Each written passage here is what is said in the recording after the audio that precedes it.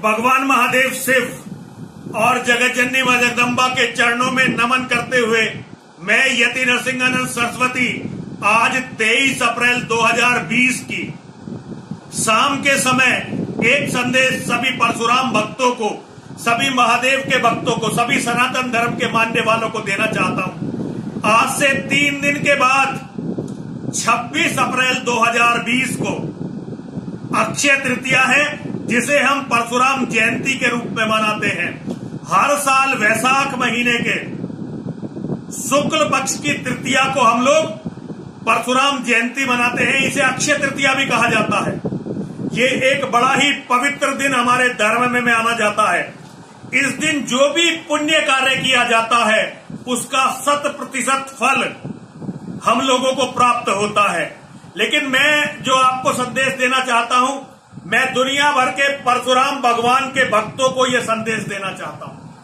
हम सभी लोग जानते हैं कि सतयुग समाप्त होने से पहले और त्रेता के आरंभ होने से पहले ऋषि भृगु के पड़पोते, ऋषि ऋचिक के पोते और जमदग्नि ऋषि के पुत्र के रूप में, अब देखिए इसमें एक बहुत बड़ा एक चीज समझने की है। ब्राह्मणों के शिरोमणि कुल में महर्षि जमदग्नि और उनकी पत्नी जो है क्षत्रिय कुल से थी।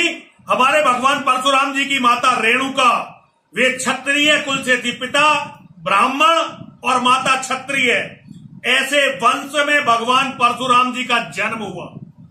इन्हें भगवान विष्णु का छठा अवतार माना जाता है। परशुराम जी का नाम पहले केवल राम था, लेकिन ये बहुत बड़े शिव भक्त थे। इन्होंने भगवान शंकर की ऐसी आराधना की, ऐसी तपस्या की है जैसी आज तक दुनिया में किसी भी मानव शरीर प्राप्त करने वाले ने कभी नहीं की।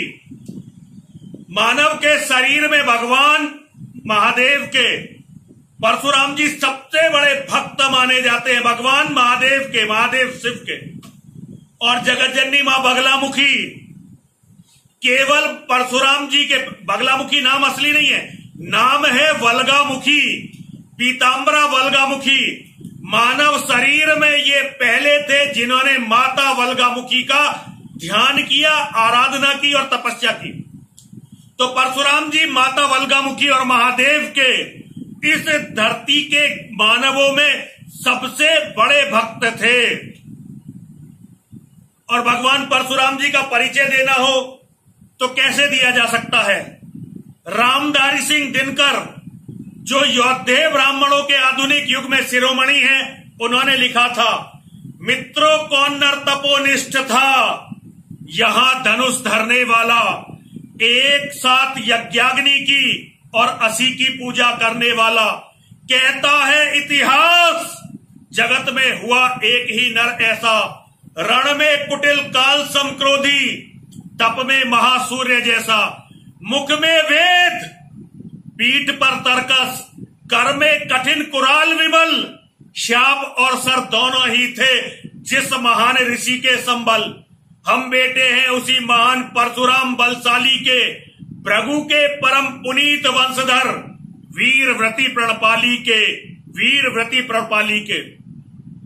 ये बड़ा सौभाग्य है हम सबका कि इस बार ऐसे समय में भगवान परशुराम जी की जयंती पड़ी है कि हम भगवान परशुराम जी के बारे में मनन कर सकते हैं, चिंतन कर सकते हैं, अध्ययन कर सकते हैं, उनके बारे में जानने का प्रयास कर सकते हैं। क्योंकि लॉकडाउन चल रहा है। इस बार भगवान परशुराम जी का कोई बड़ा समारोह नहीं होने वाला।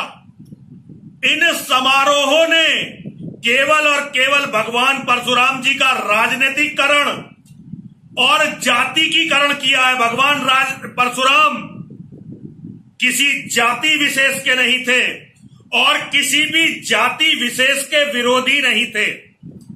सहस्रार्जुन अर्जुन एक है वंश का बहुत प्रतापी राजा था। उसने एक बार भगवान परशुराम जी के आश्रम में आकर जमदग्नि ऋषि, जो परशुराम जी के पिता थे, उनका अपमान किया। भगवान परशुराम जी ने अपने पिता की आज्ञा से उसे चुनौती दी और कार्तवीर्य अर्जुन का वध किया, जिसे सहस्रार अर्जुन भी कहते हैं। उसके बाद उसके वंशजों ने, उसके पुत्र 100 पुत्र थे, उन्होंने भगवान परशुराम जी के आश्रम में आक्रमण किया और उनकी अनुपस्थिति में उनके पिता महर्षि जमदग्नि का वध कर दिया, हत्या कर दी। जैसा कि एक पुत्र का कर्तव्य है, भगवान परशुराम जी ने अपने पिता की मृत्यु का, हत्या का प्रतिशोध लिया और उस वंश को जड़ से, पृथ्वी से समाप्त कर दिया और एक सिद्धांत दिया दुनिया के सभी ज्ञान पिपासु लोगों के लिए। भगवान परशुराम जी का सिद्धांत था, जब तक पड़ी आग में धरती इसी तरह अकुलाएगी, चाहे कुछ भी करो दुखों से छूट नहीं बह पाएगी। समझा समझा कर थकी जीव, गहरी लगी ठेस अभिलाषा को, मूर्ख समझता नहीं छोड़कर खड़ग और किसी भाषा को। इसीलिए तो मैं कहता हूं, अरे ज्ञानियों खड़ग धरो, हर न सका जिसको कोई भी, भूखा वह तुम त्रास हरो, भूखा वह तुम त्रास हरो। इतने बड़े महर्षि थे जमदग्नि जी, उन्होंने कार्तवीर्य अर्जुन को बड़ा समझाने का प्रयास किया, जिसे सहस्रबाहु अर्जुन भी कहा जाता है, लेकिन उसकी समझ में नहीं आई और उसने महर्षि के सारे आश्रम को उजाड़ दिया, उनकी गायों को लेकर चला गया। अपने पिता के अपमान का प्रतिशोध लेने के लिए भगवान परशुराम जी ने इससे कहा कि यदि मेरे पिता से माफी मांग लोगे, क्षमा मांग लोगे, तो मैं तुम्हें जीवित छोड़ दूंगा। केवल एक ब्राह्मण, तुच्छ ब्राह्मण समझकर कार्तवीर्य अर्जुन ने भगवान परशुराम जी का अपमान किया और उनके अपमान के बाद उनका उपहास किया। तब भगवान परशुराम जी ने इसका वध किया और इसका वध करके उन्होंने लड़ाई को समाप्त कर दिया और चले गए। लेकिन इसके दुष्ट पुत्रों ने दोबारा से आश्रम में आक्रमण किया और उनके निर्दोष पिता को मार दिया। तब भगवान परशुराम जी ने शस्त्र उठाए और उन सब का वध किया।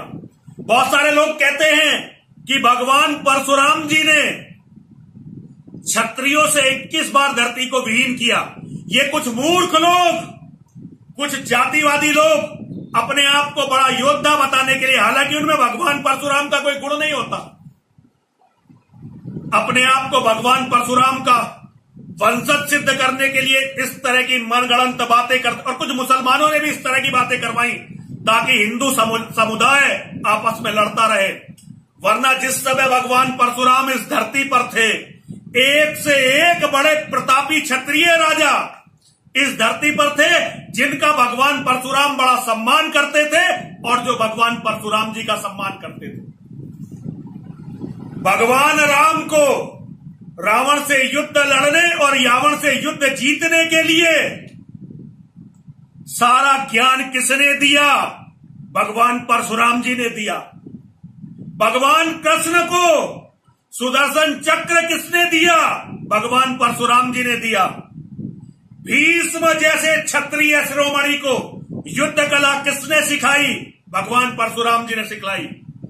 ब्राह्मण कुल भूषण आचार्य द्रोण परशुराम जी के शिष्य थे, कर्ण परशुराम जी के शिष्य थे।